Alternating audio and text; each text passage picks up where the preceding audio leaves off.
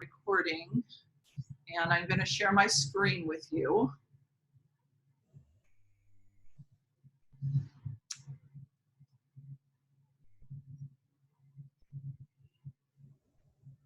I'm going to share my screen with you, and I want to go.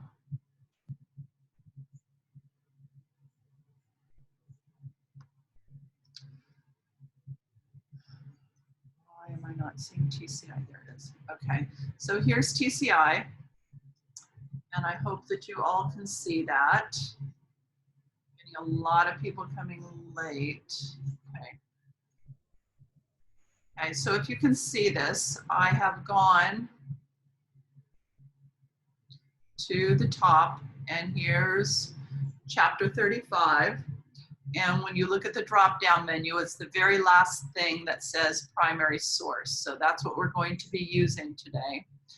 And this is the information that you're going to use to do a project that I'm going to give you tomorrow. And it's going to be a Thursday, Friday project because I want you to be creative, okay? I want you to do a lot of looking for things that make sense to go with it. And I'm not going to tell you what the assignment is yet. It's meant to be a fun thing. And by fun, I mean, yes, you still have to turn it in.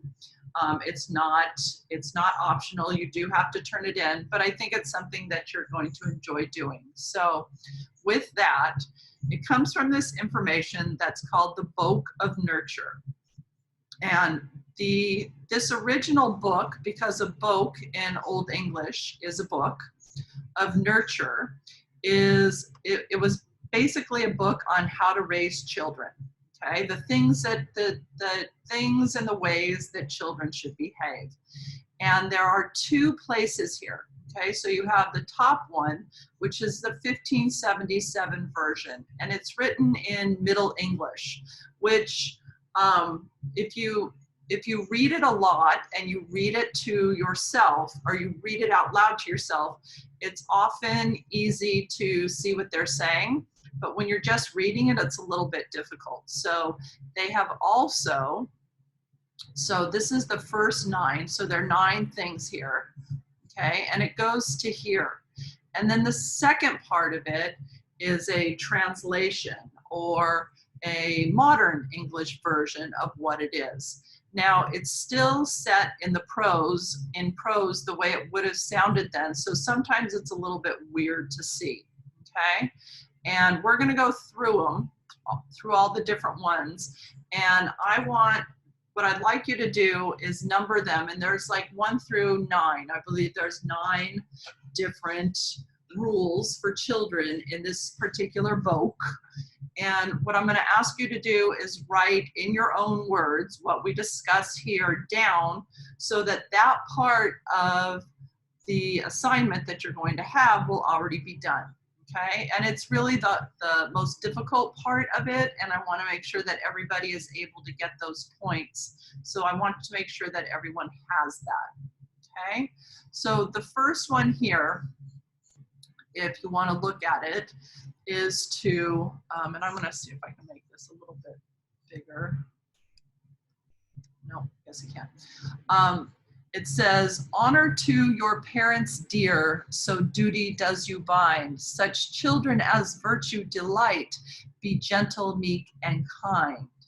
Now, if anyone knows what this means or has any idea, could you raise your hand in the participant section so that I could see that you would like to respond? Is there anyone who has any idea what this is saying, these first 4 lines? Raise your hand if you do. Okay. So when you say honor to your parents dear, that means this is a way to make your parents proud. Okay, so the first line is, and I want you to write this down in number 1. The way to make your parents proud is, okay, it says, so duty does you bind. That means this is what you have to do. So in order to make your parents proud, this is what you do. You should be gentle, meek, and kind. So what it says is kids who make their parents proud are kids who are gentle, meek, and kind. And for those of you that don't know what meek means sort of timid and quiet. Not exactly sure that that's like a 21st century idea, since I don't know too many meek kids at this point in the game, but I do know a lot of gentle and kind kids. So back in the day, in the 16th century, these were rules for good, dutiful children. Okay, they were gentle, meek, and kind. And when I give you the assignment, I used this one for mine because I thought it was a more difficult one. So that's what I did for my example. So don't use that one when you get yours tomorrow. Okay, so if you hear weird noises in the background, try to ignore them, please, because it's about to begin. Okay, good. Woohoo! Here we go. Number 2. You ready? Here we go. Number 2. Rise you early in the morning, for it has properties 3, holiness, health, and happy wealth, as my father taught me. All right, so what does it mean? Rise you early in the morning. I need to see some hands on this one. I know that you can tell me what this means. Ethan, what does this mean? Like you just woke up? Yeah, get up early in the morning. That's what it means. Get up early in the morning. And it has 3 properties. 3 things will come to you if you get up early in the morning. What are they? Raise your hand, please, somebody, because they're right there. Somebody raise a hand for me. What will you gain? Allison, what can you gain by getting up early? You can gain holiness, health, and happy wealth. Correct. Okay, so for people who get up early in the morning, you're going to have a holy life. And remember, this is a Renaissance where religion is still important. It just happens to be separated from life. Okay, so you're going to have religious goodness, you'll be healthy, and you'll be wealthy. Okay, so that's what they teach you in this time period. So for number 2, that's what you need to put down. Get up early in the morning so that you can be holy, wealthy, and healthy. Okay.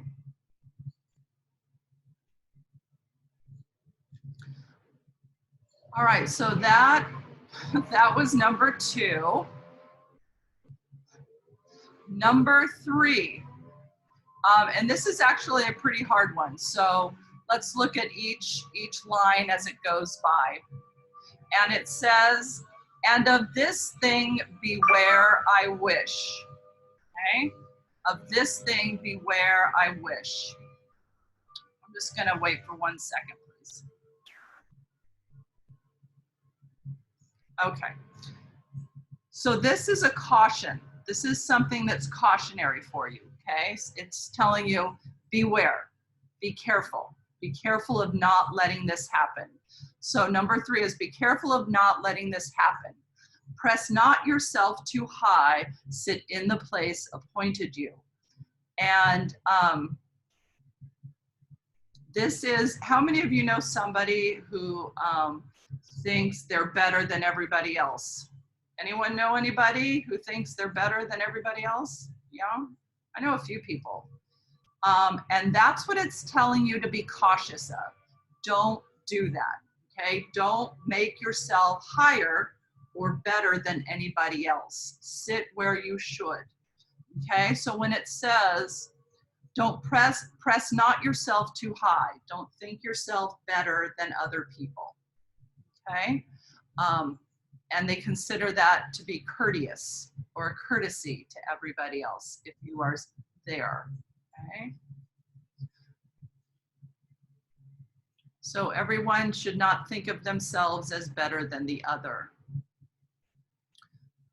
When we get to number 4, these are sort of more manners. And I would say that they're fairly easy to figure out. So I'm going to insist that I get some hands on this, okay? And it says, and sup not loud of your thick soup. What do you think this means? Adam, what does it mean? Don't slurp your soup. Correct. And Adam, can you tell me what it sounds like when somebody slurps their soup? Correct.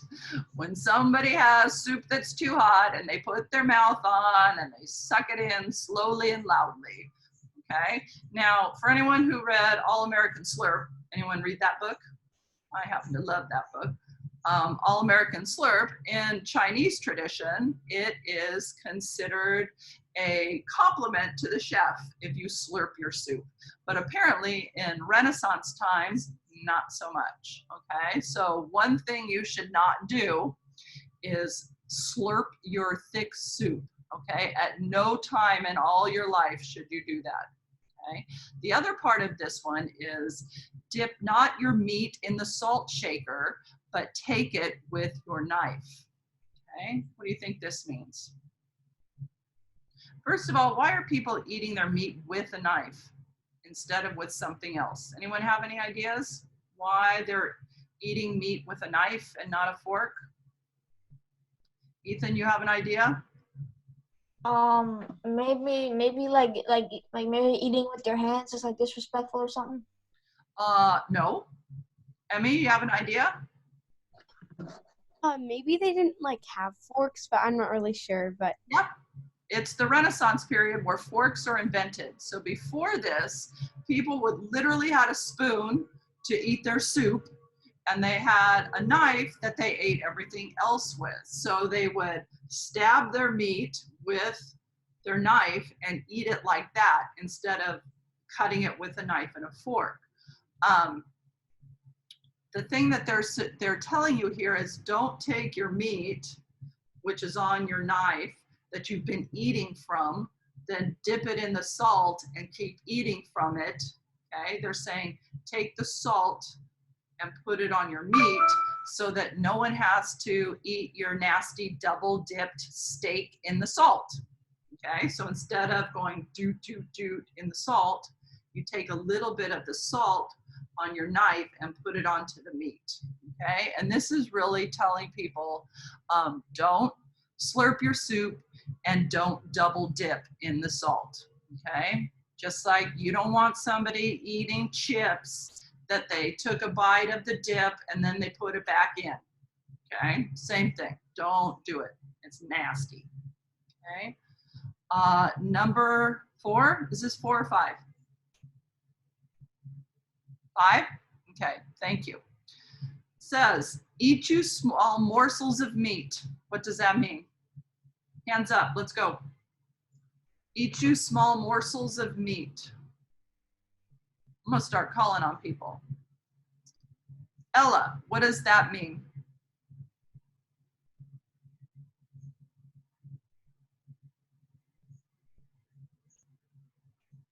I can't hear you, Ella.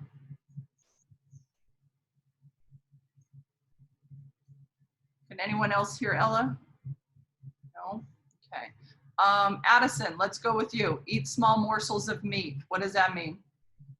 Like to not like eat too much at a time or like just have many portions of meat. Yeah, have you ever seen somebody take like a huge bite of meat and then be chomping on it for like 20 minutes because it was so big? Yeah, they say don't do that, okay? So eat small bites, okay? And if you like such meats, yet follow not ever your own fancy. Anybody have an idea what that means? I love it when they say fancy. Okay, fancy is something that you really love. Okay, Olivia, what do you think that means? I think it means even if you like the food, people still have to eat, so you can't take all of it. Correct, exactly. That is exactly it. Just because you like it doesn't mean you get to have all of it. How many of you been at the Thanksgiving table and somebody eats all the good turkey and all is left is those little bits that have like weird things inside them? So, yeah. Okay, just because it's your favorite doesn't mean you get to eat all of it. Okay, so eat small pieces and save some for everybody else. That's number 5. Number 6. Now I'm gonna remind you that during the Renaissance period, people did not bathe regularly like you do. Okay, they might bathe 5, 6, 7 times a year. A year, not a month, a year. Okay, so I want you to think about that now for this one. Scratch not thy head with thy fingers when you are at your meat. What does that mean? Blake, Mr. Hobson, tell me. Don't like itch your head and then touch the meat. Yeah, because what's your head gonna be like? Dirty. Yeah, nasty, things coming off. What if you got some dandruff or something and it gets on everybody's meat? That's disgusting, okay? That's why they say don't do it. Scratch not. And then it also cautions you, nor spit you over the table board. What does that mean, spit over the table board? Oh, you know what it means. You're like, it can't mean that, but it probably does. Maya, what do you think it means? Don't spit. Yeah, don't spit. Don't spit across the table. Now, many times they spit on the floor, and that was okay, okay?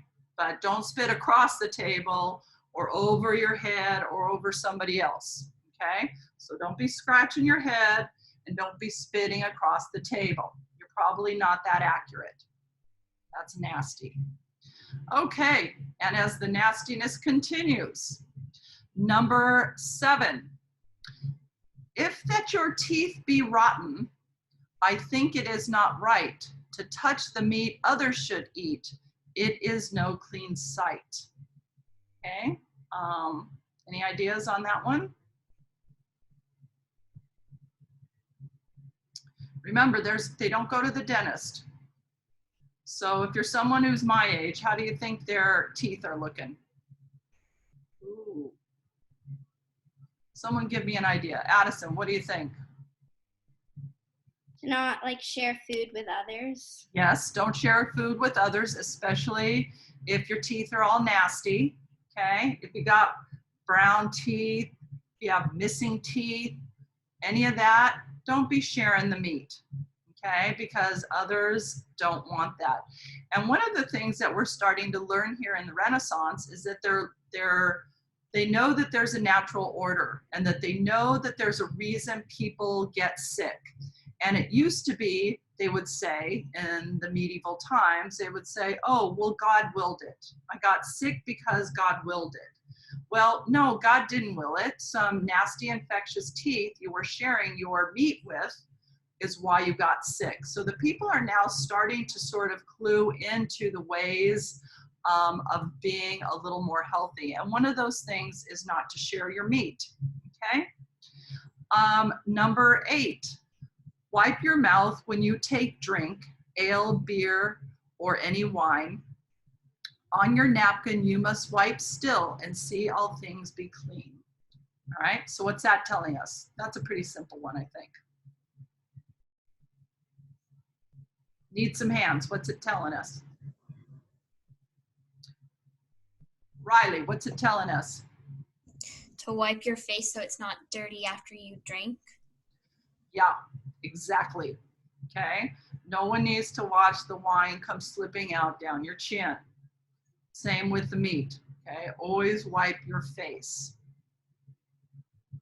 And you'll also notice that they talk about a napkin. Okay, so we know at least they have that. They're not just wiping it on their shirt, because that happens too, depending on where you are. Okay.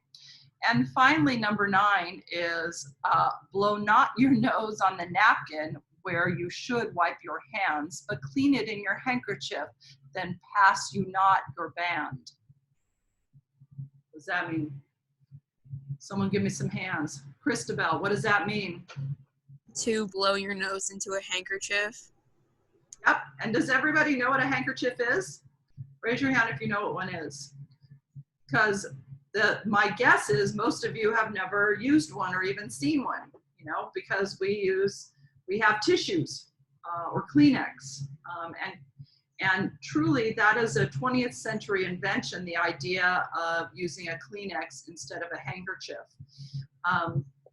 And handkerchiefs are just small pieces of fabric that people use as a Kleenex, and then they launder them, they clean them and use them over and over again. For anyone that's seen like a man that has a pocket square in his jacket, that's where handkerchiefs used to go. And now they just keep them because it's more of a stylized thing. No man is using his pocket square in his jacket as a handkerchief. And ladies used to keep them in their purse and wrap things up with them. So those are the 9 things that we have, okay? And I'm going to really encourage you tomorrow to be creative with what I ask you to do, because it will take me a while to grade it, and the more creative you are, the more humor I will get to see, I hope. That's my hope, is that I get to be amused by what you guys have to go. I'm going to stop sharing. Before I stop, is there anyone who missed, did you miss any hands up, please, for anyone that missed one? No? Okay, good. So what I'm going to say, I'm going to stop my screen sharing. Ah, good. Now I can see you all. And tell you that next week, I just want to remind you that next week grades are due, 15-week grades are due in the counseling office. So if you're missing anything, and I have to say for the most part, I don't think anybody's missing anything too much in this class. There might be a couple of late things that I'm still waiting for, but I think most of you are on track, so congratulations with keeping up on that. I really appreciate it, because it's really hard to go back and grade something from 6 weeks ago. So thank you for keeping up. I do very much appreciate that. If you're missing anything in any of your other classes, please, please, please, please, please get it done, so that you don't have to have your counselors calling you up and being on you to get finished, okay? You'll get the project tomorrow morning in your inbox, and you will have Thursday and Friday to do it. That should be more than enough time, mostly because I want to give everybody an opportunity to get their stuff in before grades go in. I have a good amount of kids that I think are struggling to sort of wake themselves up and get going. I hope that's not you, but if it is, please try to get into the rhythm, since we do have about 5 more weeks left. I would also like to invite you tomorrow morning to the 8:30 hangout. I'm very excited to try a Kahoot with Zoom, which I've never done. I've only done Kahoot a couple of times, so this could get crazy ugly. I don't know, we'll have to see. It has nothing to do with history. It's just like some fun trivia to play. So if anyone wants to come and hang out at 8:30 tomorrow, I will send out the link in the morning to all my classes. I see that Ethan and Maya have questions. What are your questions? Ethan, go ahead first. I didn't really have a question. I just had a comment about like the recording thing. Like every Zoom meeting that Miss Salander has, she records it, and I don't know how, but she uploads it to her YouTube channel. So if you want to ask her, then yeah, I'm gonna. It tells me that I can upload it, and what I'm just gonna do is put it on my YouTube channel for anybody that doesn't see it. And I'm probably there's a very, very, very good chance that I will put it in the stream tomorrow, the link to it. So if you see that, I'm gonna probably do a how to do the project video, and then there will be this one in, and you guys won't have to see this one. You've already been here. You've already done this work for it, so you're done at this point, okay? As far as figuring out what all those sayings mean. Maya, do you have a question? Yeah, other than projects, are we gonna have another assignment over the next 2 days? Yes, this will be an assignment. No, I mean like other than the project. It's the only thing we have for the next 2 days, right? Correct. Okay. And then you will have another assignment on Monday. And then that will be the last one for the Renaissance, and then we're gonna move on to exploration. Okay. Okay, any other questions? No? Okay, well, then I'm gonna stop.